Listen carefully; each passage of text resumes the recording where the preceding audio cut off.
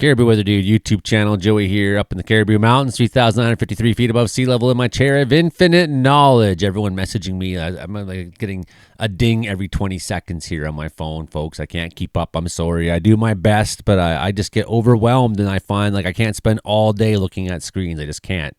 And then people are like, you didn't answer my message. I'm like, I'm sorry. I can barely afford to eat, yet I need to be like 24 hours, 7 days a week, like always on the job. It's tough. Anyways, let's talk about fires and fire potential. Going to get warm this week, so we're going to see that fire risk increase a little bit in BC. Got a couple stories on the go right now, including down around Linton.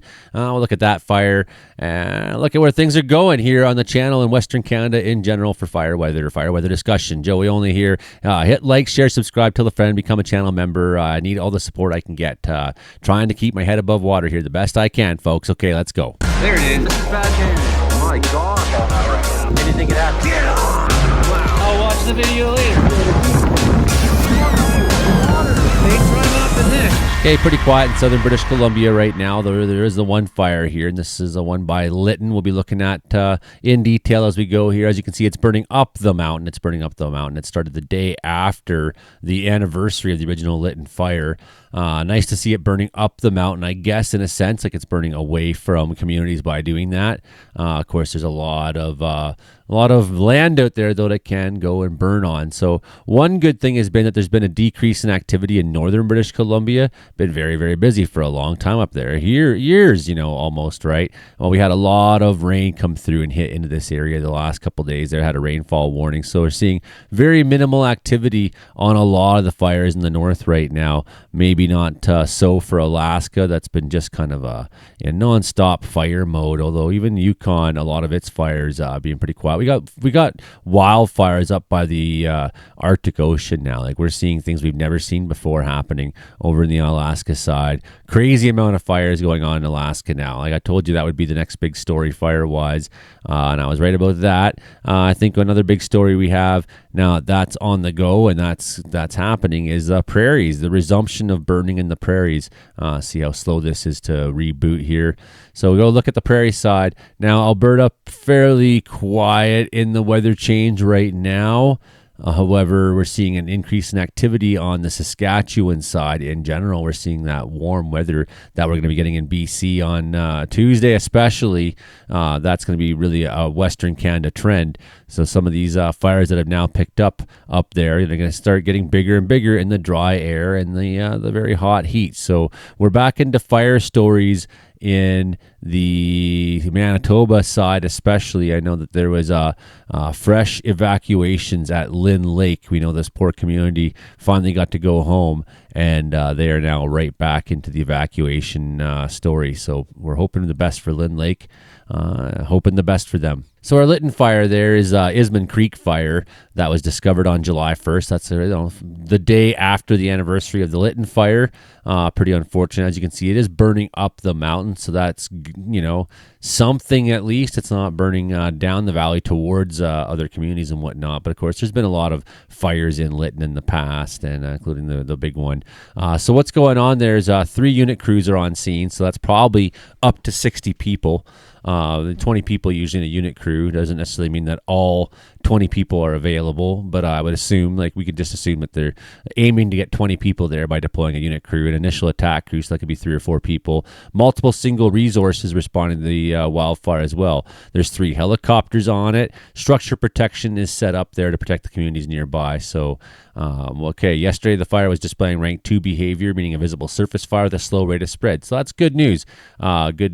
Looks like a little bit more active today climbing up that mountain, but as you can see, rank 2, rank 3, that's when it's not quite gone into the trees yet and started candling. Rank 5 is fully involved, and rank 6 is when you get to more like a firestorm. So as I was just saying in my last forecast video, we're looking at warm temperatures by Tuesday in BC. Won't stick around that long, I suppose, but pretty warm temperatures into the province that day, and that comes with low humidex values. So as I've told you many times on the channel, warm temperatures and low humidity equals great fire conditions. So what fire really likes the best is when you're around 30 or above 30 and your humidex value is below Humid X value is below. So strong thunderstorms, extreme thunderstorms in Saskatchewan that day, but we're not really here to talk about that too much. Although, okay, we got Saskatchewan fires on the go. We could have more fires from that on the go. I guess that's the main thing. And while we look at our buildup index for, say, Tuesday, where are things going?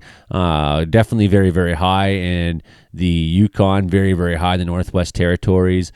Buildup indexes like your drought code, your fine fuel moisture code. You kind of put them all together into one package. What do you get? You get the buildup index. So it's kind of the best one to measure like kind of the entirety of the picture. And what we're seeing is southern British Columbia has been drying out. Duff moisture code, things like that would be at play. So that's, the organic material that trees grow out of, the duff layer. You can see Chilcotin look pretty bad. A lot of northern BC looking pretty good though on the whole, and like on the whole we've seen kind of a favorable start to the summer when we're looking at things like how bad are our fire conditions? Well, we've had a lot of years where we've been much worse to start than we are this summer. Doesn't mean things can't continue to get worse, though. Although with the upper level pattern bringing a lot of rain to us, seems like every few days, more and more rain's going through the north. It seems like BC on the whole is not a fire story this year. It hasn't really been so far, this north corner. But I mean, look at Alaska. What are we looking at here, by the way? This is the fine fuel moisture code. So the FFMCs, what they're looking at is, the twigs and little bits of grass and things like that in the forest, how bad they are. So southern BC, pretty dry, fine fuel. So yeah, that would be the rate of spread. For example, if your fine fuels are very dry, your rate of spread in your fire might move pretty fast. So we're seeing that increase in central Alberta, Saskatchewan, over to Manitoba. We're going to see more fires standing up as the heat goes there in the coming days. We're going to see more fires, have more fire stories, more sad moments probably as well. I'm not sure if you heard what caused the fire in Linton. So sparks from RCMP trailer ignited wildfire near Linton. So the Isman Creek wildfire is now upgraded to a fire of note as of yesterday. It's up to 166 hectares right now, right? Something like that. Isman Creek wildfire north of the village began on Tuesday when the right side of the wheel of the trailer of a RCMP trailer there causing sparks to fly. It flew off. It made sparks, went into the dry grass ditch. It started a day after the 4th anniversary of a blaze that destroyed much of Linton. So good one RCMP there, up over 155 hectares right now. Okay, whatever. The only wildfire of note currently in the province is this one. So equipment failure of an RCMP trailer resulted in accidental ignition of the wildfire. You guys going to charge him? Okay. Charge them? How much are you going to pay for this one there? Okay. The officer did not stop immediately. Or he did stop immediately and tried to engage the flames with the fire extinguisher. The conditions, obviously, the fire spread very quickly and they couldn't contain it. So, I mean, this shit does happen when we think human cause. It's not like just all cigarette butts and campfires. No, a lot of it's like this, right? So, fire is upgraded to a wildfire of note, like we were saying. It's just another reminder for extreme caution. It doesn't take much to start a fire in our wildfire seasons. Conditions are dry, and as you know, something small, simple can cause significant wildfire. We see a number of situations where motor vehicle crashes or something like that have started fires. So there was a car crash near Merritt as well on Sunday that started a bush fire near the road. The vehicle swerved to avoid hitting a fox. The driver refused a breathalyzer test and was issued a driving prohibition. There are 85 wildfires burning in BC so far. Things are down. It's quiet start to the fire season. It's quiet start. The Isman Creek wildfire resulted in 3 properties close to the highway being put on evacuation order, 9 other properties being put on alert. So there's another story as well going on. Stranded man with outstanding warrants plucked off cliff. So you got to hear about this one. 27-year-old man was rescued by helicopter near Hope, BC.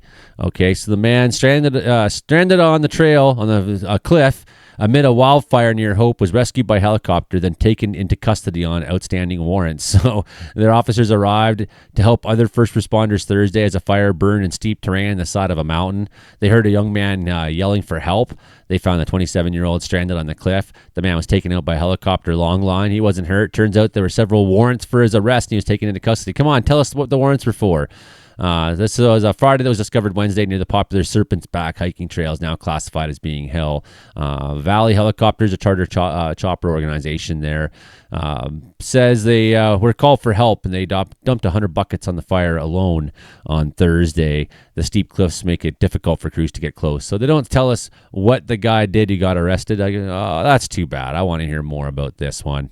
Anyways, that's just a little wrap up on where things are wildfire-wise. Coming into the weekend, we'll have more looks at that as we get into the future here. Hit like, share, subscribe. Caribou Weather Dude YouTube channel. Become a channel member. Please keep supporting the Weather Dude here, because nobody like me in Western Canada is really available for you, especially if you're in the BC interior. Doing my best to keep you all informed as good as I can. Okay, bye now.